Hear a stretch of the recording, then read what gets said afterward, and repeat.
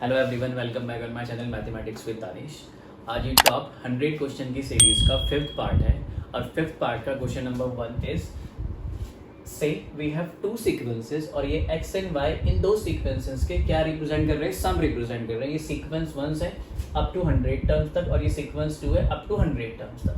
Find the last term of the series x। मुझे series x की last term find out करनी है। अगर मैं सीरीज x को ऑब्जर्व करता हूँ क्लियरली, ये आपके पास एक जीपी है, ठीक है। 2/1, 4/2, 8/4 मतलब कॉमन रेशियो हर टर्म्स के बीच में कितना आ रहा है, 2 आ रहा है। तो ये आपके पास क्या है, जीपी सीरीज है। जीपी सीरीज की आपको क्या फाइंड आउट करनी है, लास्ट टर्म फाइंड आउट करनी है। लास्ट टर्म मतलब 100 टर्म और an का फॉर्मूला क्या होता है जीपी में, a r to the power n-1। तो 100 टर्म का फॉर्मूला क्या हो जाएगा, a r 100-1। यहाँ पे a कितना है आपके पास 1, r कितना है 2/1 is 2 and 99, so it is 2 raised to the power 99. So the correct answer of this question is option number C. ठीक है। इसी सीक्वेंस पर एक और क्वेश्चन दिया गया है इसी में, find the common terms in both of the series. मेरे पास ये दो सीरीज हैं, मुझे इन दो सीरीज की कॉमन टर्म्स फाइंड आउट करनी है। यहाँ पे क्लियरली अगर मैं देखता हूँ तो दोनों टर्म में 1 कॉमन है, ये यहाँ पे मैंने 1 लिख लिया। फिर यहाँ पे 4 भी आपका कॉमन आ गया, ये लीजिए आपके पास 4 आ गया, ठीक है। अब यहाँ पे इसके बाद क्या आएगा आपके पास 8 और 8 के बाद जो नेक्स्ट टर्म होगी वो 16, 32 एंड सो ऑन, ठीक है। यहाँ पे हम चलेंगे तो कितना आ जाएगा, 13 आ जाएगा, 16 आ जाएगा। कहने का मतलब ये दोनों में 16 भी कॉमन है, ठीक है। अब लेकिन आप क्या इस वे में सॉल्व करोगे, सारी टर्म्स को दोबारा से लिख के, ऐसे तो आपका काफी टाइम वेस्ट हो जाएगा और हमें क्वेश्चंस काफी सारे सॉल्व करने कम टाइम में। तो आप यहाँ पे सिमेट्री फाइंड आउट कीजिए। आप यहाँ पे देख रहे हो कि 1 4 4 होता है, 4 4 16 होता है। तो मतलब फर्स्ट नंबर को 4 से मल्टीप्लाई किया 4 आया, इस नंबर को 4 से मल्टीप्लाई किया 16 आया, 16 को 4 से मल्टीप्लाई करोगे 64, 64 को 4 से करोगे 256 एंड 256 को 4 से करोगे 1024, ठीक है। अब यहाँ पे मुझे ऑब्जर्व करना है कि दोनों सीक्वेंसेस में लास्ट टर्म कितनी है, ठीक है। यहाँ पे 1 2 3 4 5, इसको चेक करो कि ये 1 0 2 4 इन दोनों में से किसी सीक्वेंस को बिलोंग करती है या नहीं करती है। जैसे मैंने यहाँ पे बात की किसकी, वाई सीक्वेंस की। वाई सीक्वेंस आपका क्या है, एपी सीरीज है, ठीक है। तो इसकी 100 टर्म क्या हो जाएगी, a100 is equal to a plus 99d। तो a कितना है आपके पास 1 और 99 इंटू d कितना आ जाएगा 3, तो ये आपके पास आ जाएगा 298। ये 297 प्लस 98, तो 298 तो इसकी मैक्सिमम टर्म है। तो 1024 तो यहाँ पे इस सीरीज को बिलोंग नहीं करेगा। बिलोंग नहीं करेगा तो कॉमन नहीं आएगा। तो कॉमन नंबर ऑफ टर्म्स सिर्फ कितनी होगी इस सीरीज में, 1 2 3 4 5, that is 5। B is the answer, ठीक है। ये तो बात हुई इन दोनों सीरीज पर बेस्ड क्वेश्चन की। अगर मैं बात करता हूं, आपके पास दो सीक्वेंसेस हैं,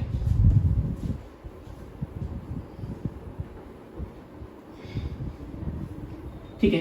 मेरे पास दो सीक्वेंसेस हैं, कितने, कौन कौन से मैंने सपोज कर लिया आपके पास, एक 1, ये आपके पास 4, ये 9, ये आपके पास हो गया 13, ये 17 एंड सो ऑन। और दूसरा मैंने यहाँ ले लिया आपके पास से 5 10 15 एंड 20 25 एंड सो ऑन। ये स्पेशल सीक्वेंसेस लिए मैंने, स्पेशल तो ये भी थे, मतलब ये दोनों एपी हैं। आपके पास दो एपी सीरीज हैं या फिर एपी सीक्वेंसेस हैं। आपको फाइंड आउट करना है इनकी कॉमन टर्म्स की सीरीज फाइंड आउट करनी है कि इसमें नंबर ऑफ टर्म्स कॉमन होगी, उन कॉमन टर्म्स की सीरीज का मुझे सीक्वेंस फाइंड आउट करना है। तो उसका वर्किंग रूल क्या होता है, ठीक है। सबसे पहले मैंने इसका कॉमन डिफरेंस फाइंड आउट किया, कितना आ जाएगा 4 4 एंड 4। यहाँ पे कितना है 5 5 एंड 5 है, ठीक है। तो जो कॉमन डिफरेंस होगा किसका,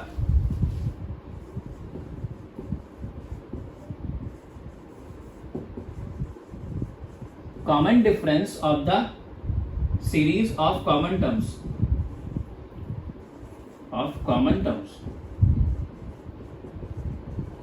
वो किसके इक्वल होगा, LCM of common differences of two series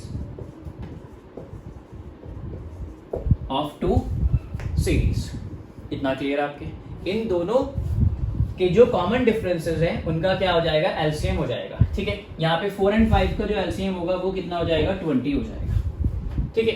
अब इसमें जो कॉमन टर्म है वो कितनी है, यहाँ पे 5, ठीक है, कॉमन डिफरेंस आपको पता है, तो नेक्स्ट टर्म क्या होगी 25, फिर नेक्स्ट टर्म क्या होगी 45, फिर नेक्स्ट टर्म क्या होगी आपकी 65 एंड सो ऑन। तो इस वे में अगर आपके पास दो एपी सीरीज हैं और आपको एक ऐसी सीरीज फाइंड आउट करनी है जो इन दोनों की कॉमन टर्म्स की सीरीज है, तो आप सबसे पहले कॉमन डिफरेंस फाइंड आउट करोगे कॉमन टर्म्स की सीरीज का। कॉमन डिफरेंस क्या होगा, एलसीएम होगा इन दोनों के कॉमन डिफरेंसेस का। इसका कॉमन डिफरेंस 4, इसका कॉमन डिफरेंस 5, तो कितना आ गया 20। अब इसमें फर्स्ट कॉमन टर्म क्या है हमारी 5 है, तो हम इसमें ऐसे ही ऐड करते जाएंगे तो हमारे पास क्या आ जाएगी, नेक्स्ट टर्म आ जाएगी। ओके, इसको आप कॉपी कीजिए।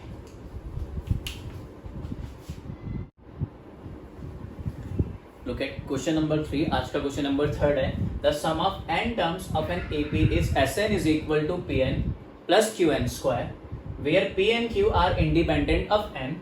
The nth term of the AP is, मुझे इस सीरीज की nth टर्म फाइंड आउट करनी है जिसका क्या दिया गया है, Sn दिया गया है। ठीक है, ये आपके पास Sn कितना है, Pn plus Qn square। पहले इस क्वेश्चन को सॉल्व करते हैं, फिर मैं इस टॉपिक से रिलेटेड कुछ शॉर्ट ट्रिक्स आपके साथ शेयर करूंगा। ठीक है, अगर इस क्वेश्चन को आप कॉन्सेप्ट की हेल्प से करोगे तो it will take more time. ठीक है, लेकिन अगर इसको ट्रिक की हेल्प से करते हैं तो वो इजियर रहेगा। मुझे क्या फाइंड आउट करना है, nth टर्म फाइंड आउट करना है। देखो याद रखो, सबसे पहली बात, अगर आपको सम ऑफ n टर्म दिया गया किसकी फॉर्म में, क्वाड्रेटिक इक्वेशन की फॉर्म में, that is like this qn square plus pn, qn square pn, ये आपकी क्वाड्रेटिक इक्वेशन है किसमें, n में। तो जो इसका कॉमन डिफरेंस होगा वो होगा आपके पास 2 multiply by coefficient of n square, coefficient of n square, coefficient of n square यहाँ पे कितना है आपके पास, q।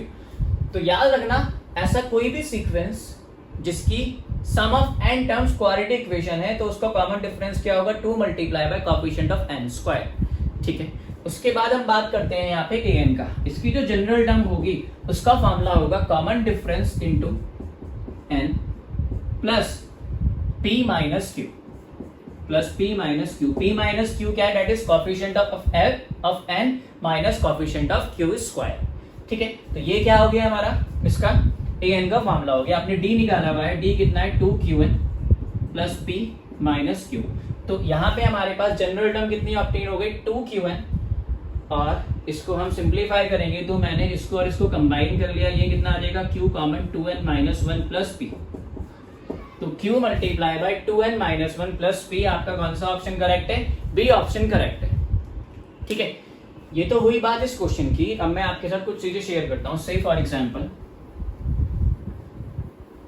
आपके पास एक सीरीज है, Sn दिया गया एक सीरीज का 5n square plus 7n।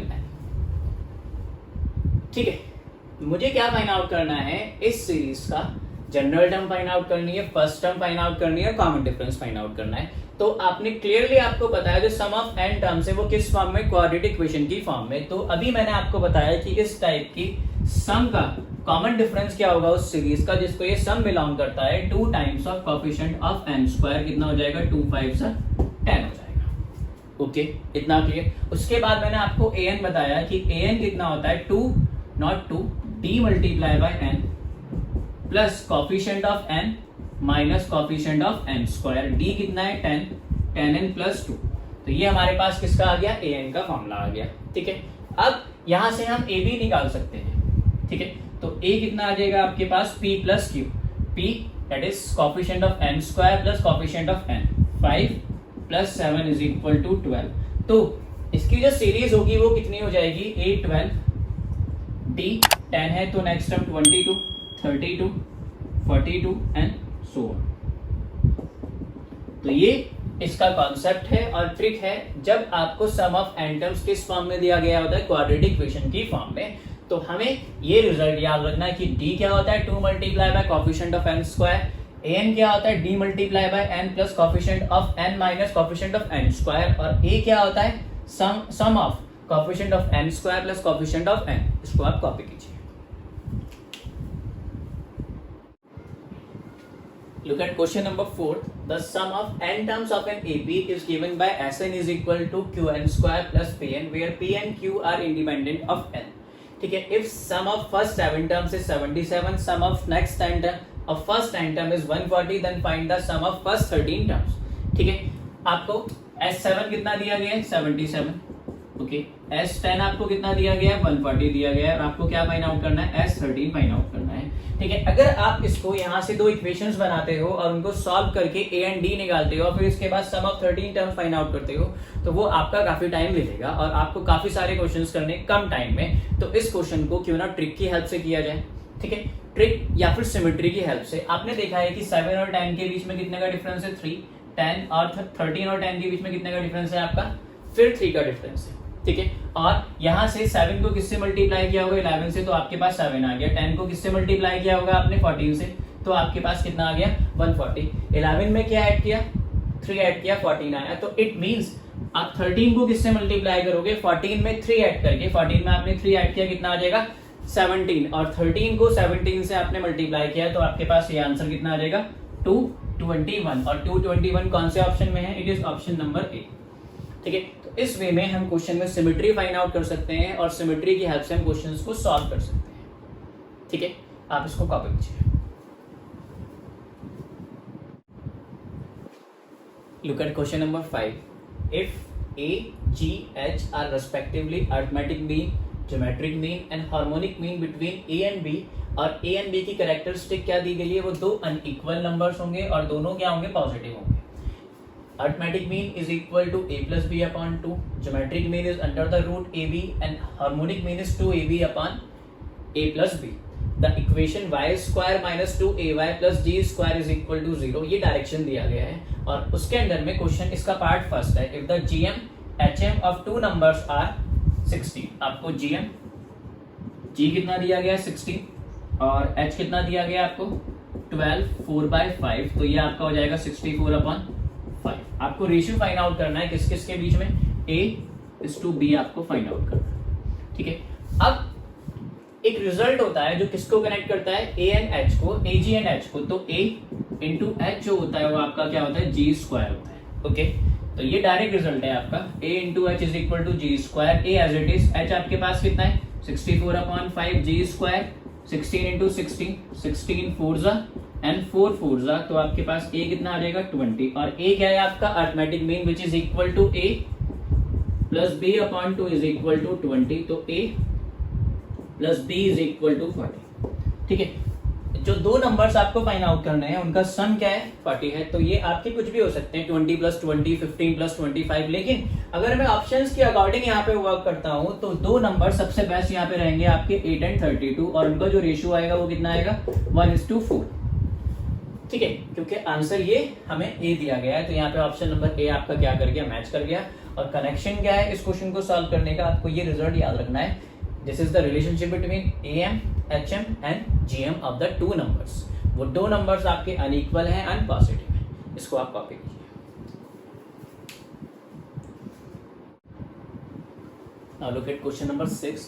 If A, B, C are in AP, आपके ABC किसमें दिए गए AP में दिए गए, और मुझे इस डिटरमिनेंट की वैल्यू फाइंड आउट करनी है कि इसमें से कौन सी वैल्यू होगी इस डिटरमिनेंट की। आपके पास 3 नंबर हैं AP में, ठीक है, और मैंने आपको बोला था कि अगर आपके पास 3 नंबर हैं AP में तो आप उनको क्या सपोज कर सकते हो 1, 2, 3, ठीक है। ऐसा नहीं है कि सिर्फ आपको 1, 2, 3 ही लेने हैं, आप 2, 3, 4 भी ले सकते हो, आप 4, 5, 6 भी ले सकते हो, लेकिन जितने बड़े आप नंबर्स लोगे उतनी ही टफ आपकी क्या रहेगी कैलकुलेशन रहेगी। तो नंबर्स को आप कम से कम वैल्यू रहो ताकि आपकी सिंप्लीफिकेशन क्या रहे और इजी रहे। अब मैं यहाँ पे इनको 1 by 1 रिप्लेस करता हूँ। ये x+1, ये आपका x+2, ये आपका x+3, x+2, x+3 and x+4, ये आपके पास x+1, ये x+2 और आपके पास ये कितना आ जाएगा x+4।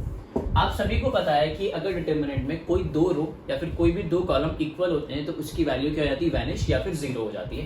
क्लियरली C1 किसके इक्वल है C2 के इक्वल है, तो ये जो डिटरमिनेंट है आपका क्या आ जाएगा 0 आ जाएगा, as C1 is equal to C3, ठीक है। और आपका करेक्ट आंसर कौन सा है ऑप्शन नंबर ए, ठीक है। इसको कॉपी कीजिए।